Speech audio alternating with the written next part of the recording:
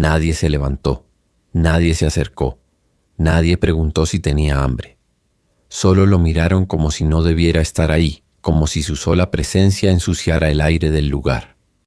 Fue en ese restaurante elegante de la zona latina de Chicago, una tarde helada de otoño, cuando Matías, cubierto de tierra, ropa raída y manos entumecidas por el frío, cruzó la puerta automática del local como quien cruza la línea entre el olvido y la esperanza. Lo hizo sin hacer ruido, pero su entrada lo gritó todo. Tenía la cara pálida, las mejillas quemadas por el viento y en los ojos una mezcla tan salvaje de hambre, medo e dignidade que ninguém conseguía encararlo por más de 3 segundos. El maître lo vio primero. Hizo un gesto casi imperceptible de molestia, como si un insecto se hubiera colado entre las mesas. No dijo nada. Solo caminó hacia el mostrador fingiendo no ver. Los meseros se miraron entre ellos incómodos. Una mujer bien vestida arrugó la nariz. Un niño sentado con su madre preguntó bajito: ¿por qué está tan sucio? La madre le susurró: no lo mires, come. Pero Matías no buscaba molestar. No buscaba limosnas ni caridad fácil. Solo llevaba 3 días sin probar bocado, y al pasar frente a la vidriera del restaurante, el olor a sopa caliente y pan recién horneado le revolvió algo tan profundo que sus piernas se movieron solas. No sabía qué hacer. No sabía si pedir, si suplicar, si solo quedarse de pie. Sus labios estaban resecos. Su estómago rugía con un sonido animal.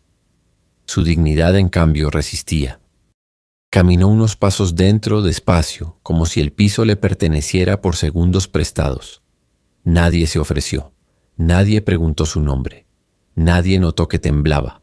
Solo las miradas clavadas en él como lanzas, algunas con rechazo, otras con pena, y otras, las más comunes, con indiferencia.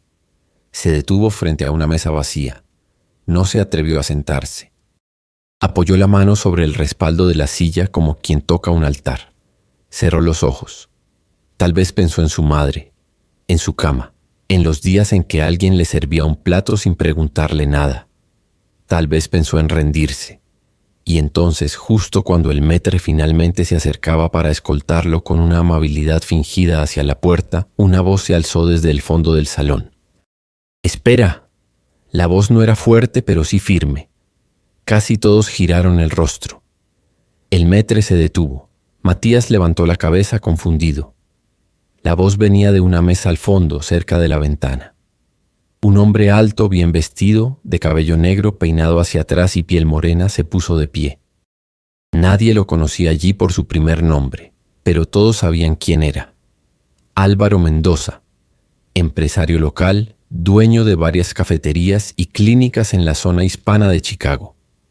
Un hombre importante, influyente, con fama de reservado y distante.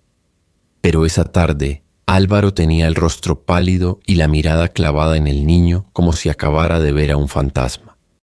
Dejó su café a medio terminar, cruzó el salón en pasos largos y se arrodilló frente a Matías. «¿Cómo te llamas?».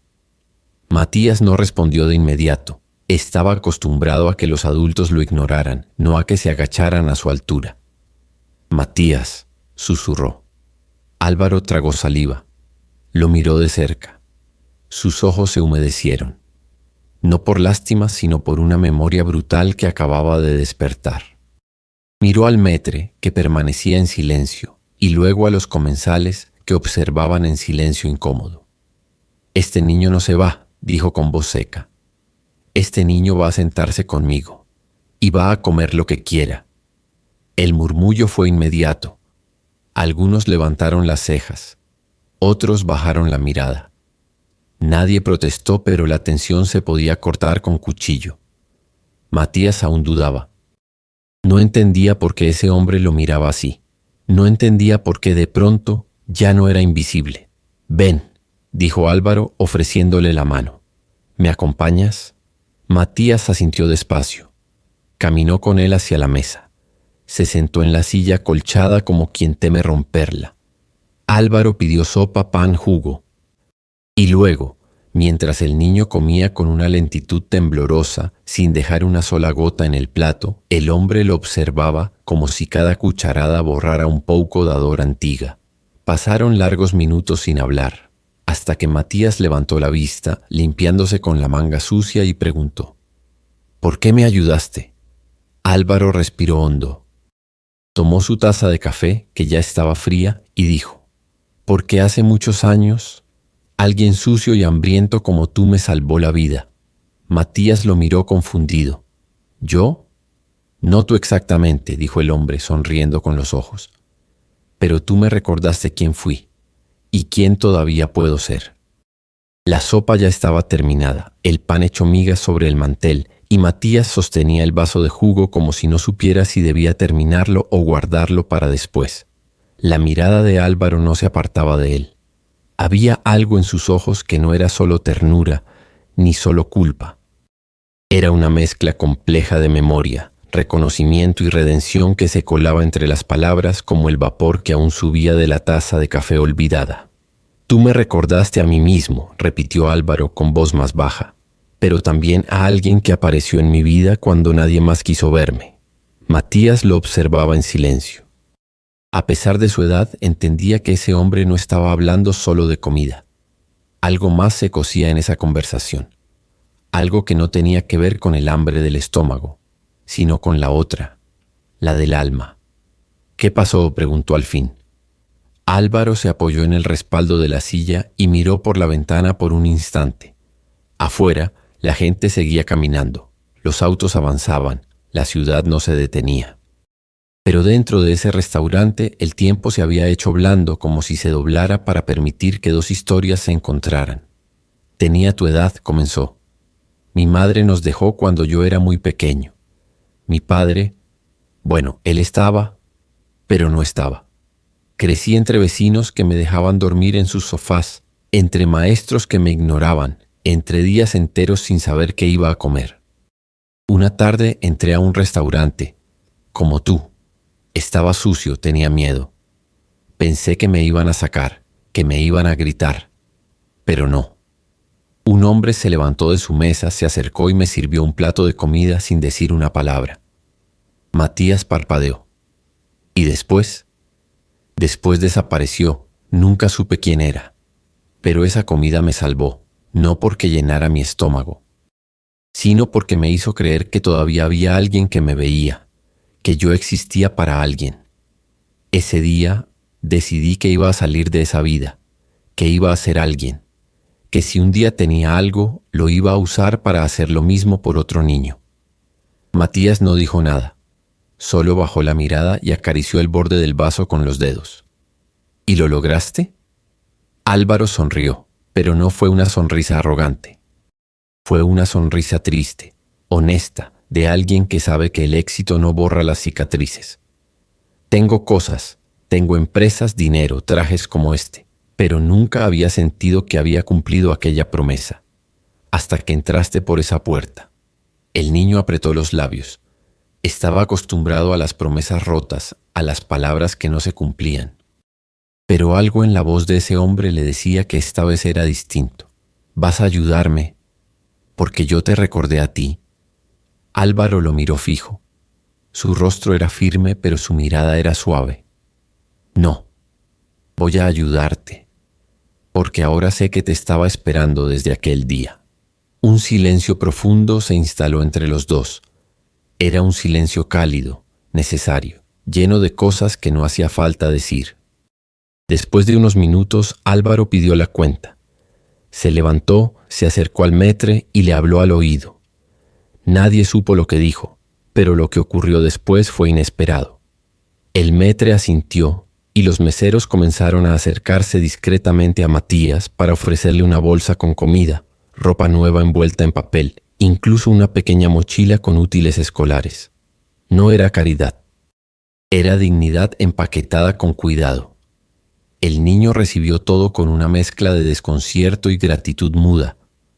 Salieron del restaurante bajo el cielo gris de Chicago. Álvaro caminaba despacio, dejando que Matías marcara el paso. No lo apuraba, no lo empujaba, solo lo acompañaba. ¿Tienes a dónde ir?, preguntó. Matías negó con la cabeza. Dormía detrás de una estación de servicio, hasta que me corrieron. ¿Y tu familia? No tengo. Álvaro asintió. No preguntó más. No hacía falta. Sabía que las historias más duras se dicen mejor con el cuerpo que con las palabras. Tengo un lugar, dijo finalmente. No es enorme, pero tiene una cama libre y una cocina donde tú puedes elegir qué cocinar mañana. El niño lo miró con una mezcla de miedo y esperanza. Era demasiado bueno, demasiado pronto, y sin embargo algo en su corazón le susurraba que por una vez podía confiar. ¿Puedo quedarme un día? Puedes quedarte los que quieras, respondió Álvaro, mientras te sigas viendo a ti mismo con esos ojos limpios que tienes ahora. Caminaron en silencio por varias cuadras. El ruido de la ciudad parecía lejano. Matías no sabía qué iba a pasar mañana, ni dentro de una semana, ni dentro de un mes. Pero por primera vez en mucho tiempo no le preocupaba tanto.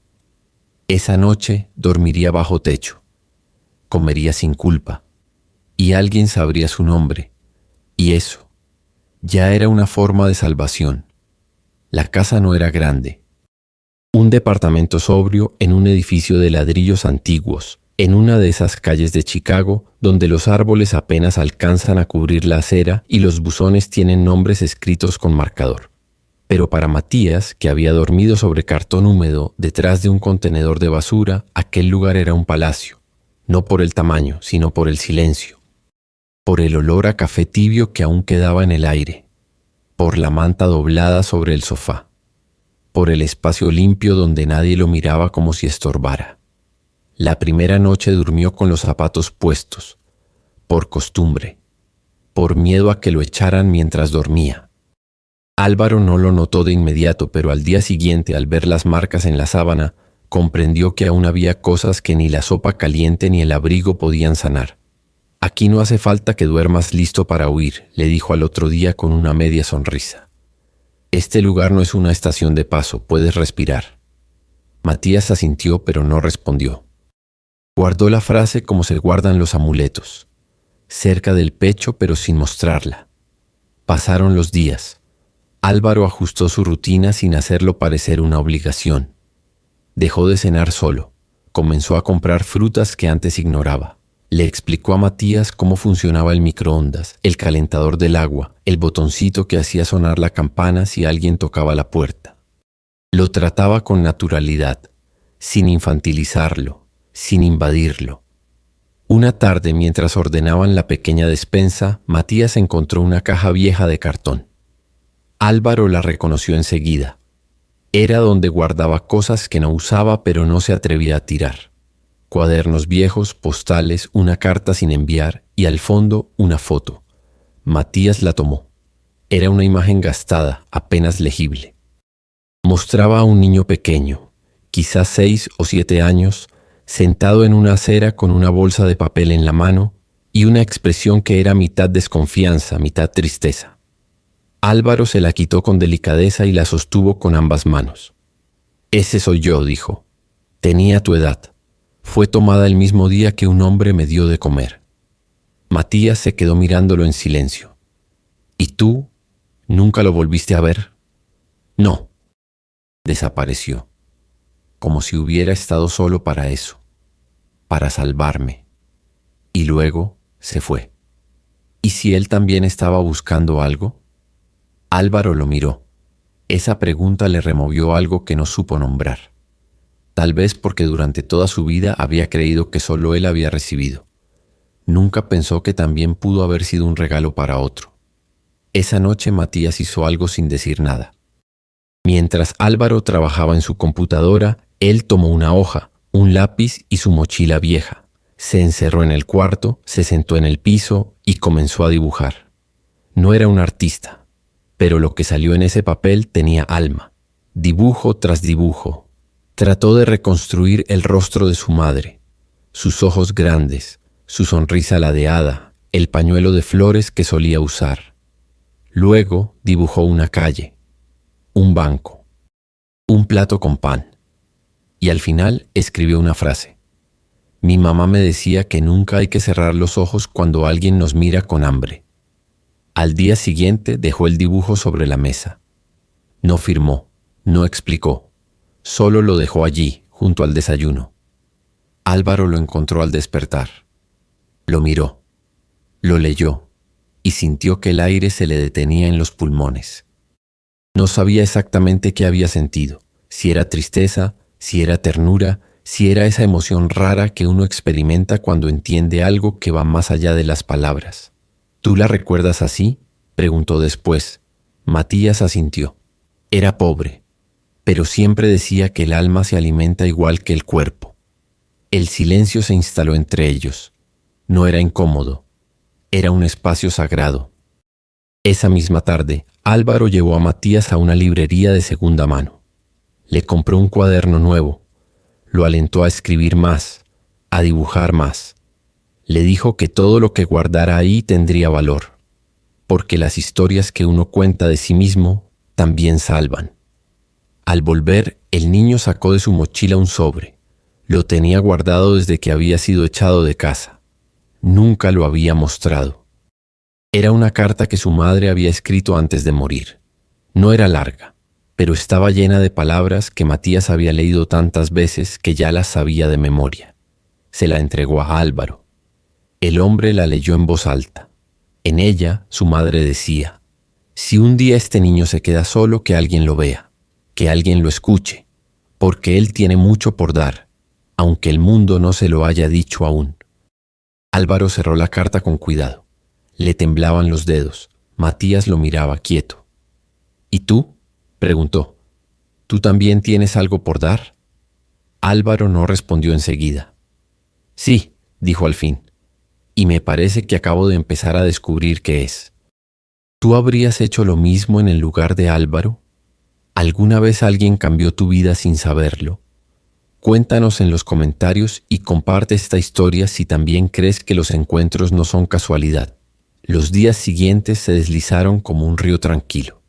Matías comenzó a llenar el cuaderno que Álvaro le había regalado con dibujos, frases sueltas, recuerdos. No escribía con orden ni con técnica, pero cada palabra tenía alma. A veces dejaba las hojas abiertas sobre la mesa, como si esperara que alguien las leyera, pero sin pedirlo. Otras veces las escondía debajo de la almohada, como si las palabras fueran demasiado frágiles para ser compartidas. Álvaro, por su parte, comenzó a notar una paz que no había sentido en años. La casa tenía otra energía.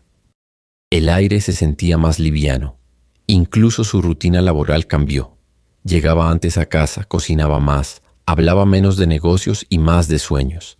Cada gesto de Matías, sus preguntas, sus silencios, su forma de observar el mundo, lo obligaba a reconectarse con una parte suya que había enterrado bajo trajes caros y agendas llenas.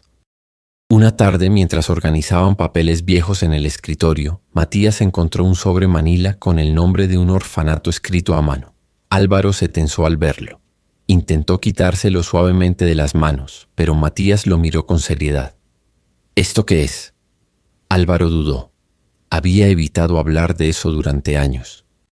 No porque lo hubiera olvidado, sino porque el dolor aún palpitaba como una herida que nunca cerró bien. Es de cuando tenía tu edad, respondió al fin. Me dejaron ahí cuando cumplí 7. Pasé 2 años, luego escapé. ¿Nunca volviste? Nunca. Ni para buscar respuestas. Matías se sentó en el suelo, cruzó las piernas y se quedó en silencio. Parecía entender que lo que se había abierto no era un sobre, sino una puerta hacia algo mucho más profundo. ¿Y tus padres? Álvaro respiró hondo. Mi madre desapareció. Nadie supo más de ella. Mi padre murió joven.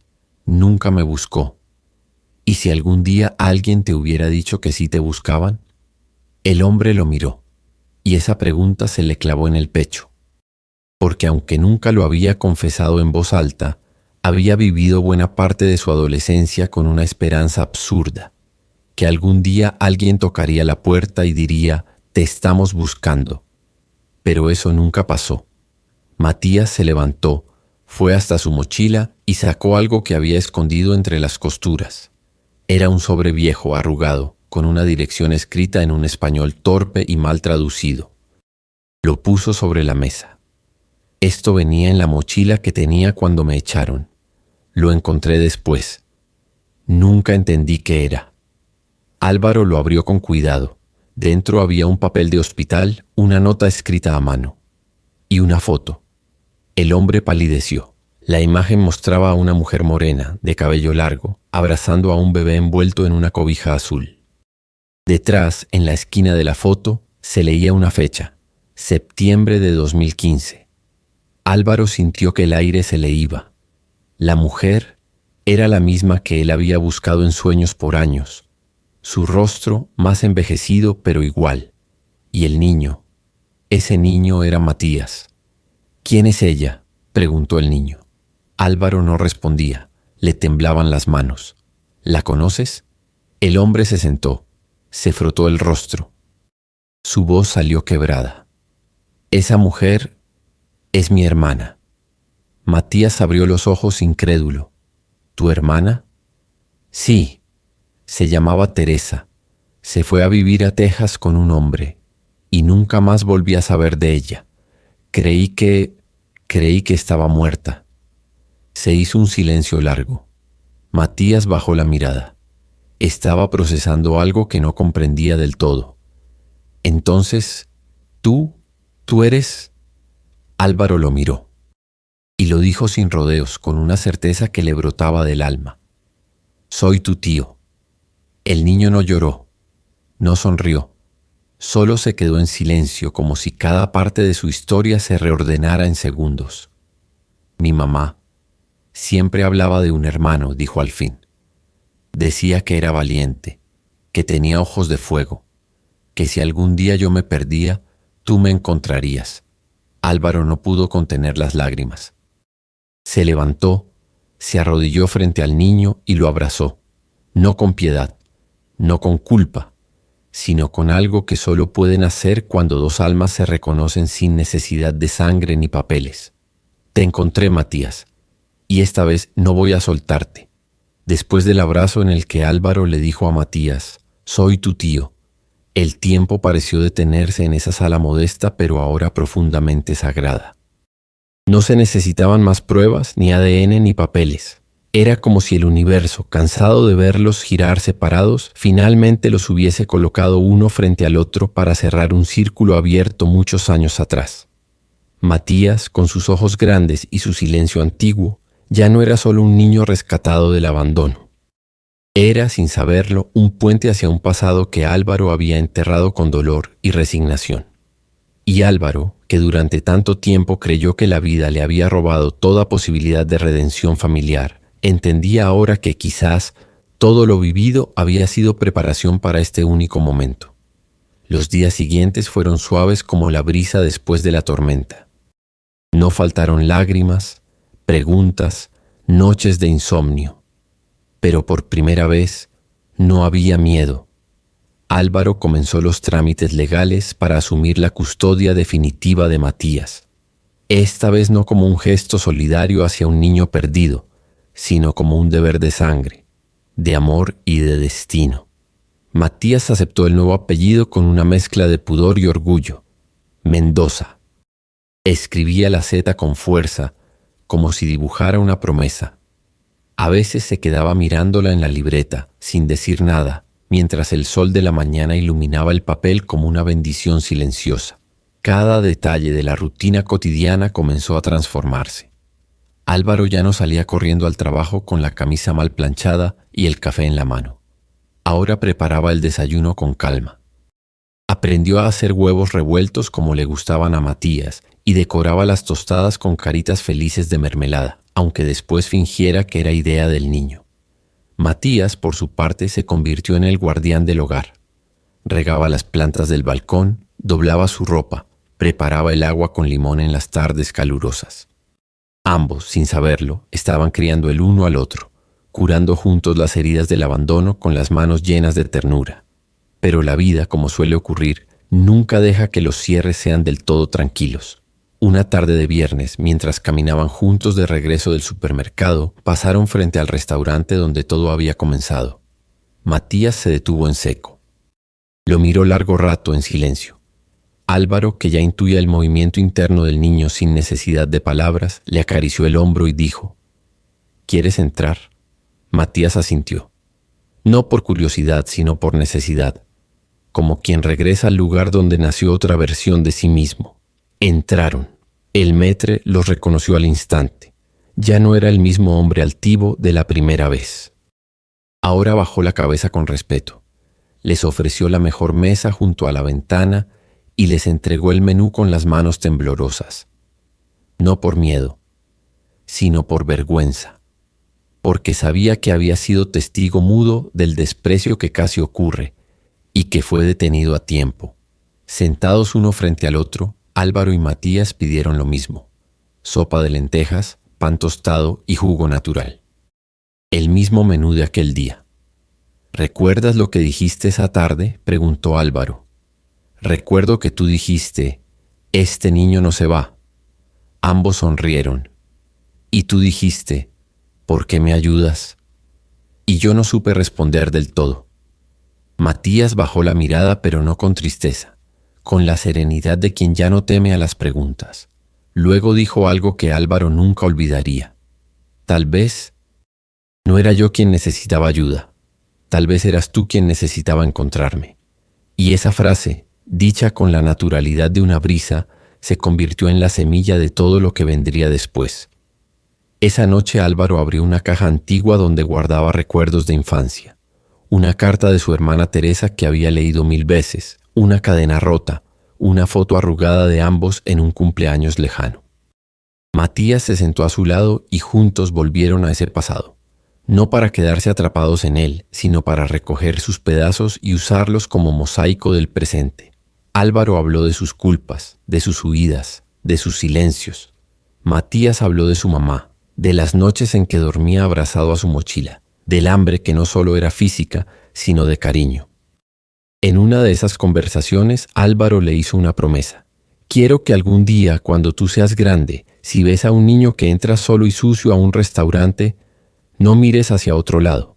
Matías no necesitó jurarlo. Ya lo llevaba escrito en la piel. Un mes después, Matías fue invitado a leer un texto en la escuela. El tema era La persona que cambió mi vida. Subió al pequeño escenario con un papel en la mano, el uniforme bien planchado y los ojos húmedos.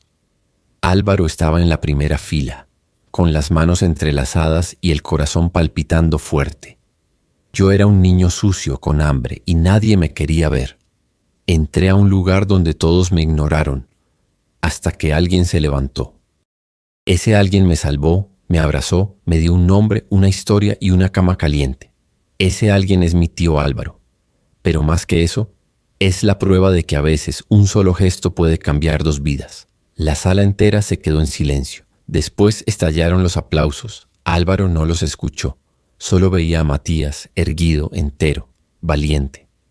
Y supo, con una certeza que solo se siente una vez en la vida, que nunca más estaría solo. Esa noche de regreso en casa, Matías se acercó a Álvaro con una hoja nueva de su cuaderno. En ella había dibujado 2 figuras, un hombre y un niño sentados frente a un plato de sopa, y debajo una frase: no eras un desconocido, solo estabas esperando que te recordara. Álvaro la colgó en la pared junto a la foto vieja de Teresa. No necesitaba más pruebas de que el amor no se pierde, solo cambia de forma, y a veces regresa disfrazado de niño. Si esta historia tocó tu corazón, cuéntanos desde qué ciudad del mundo nos ves. ¿Alguna vez alguien te salvó con un gesto y tú salvaste a alguien sin saberlo? Comparte tu historia en los comentarios y no olvides enviar este video a quien alguna vez te vio cuando todos te ignoraban.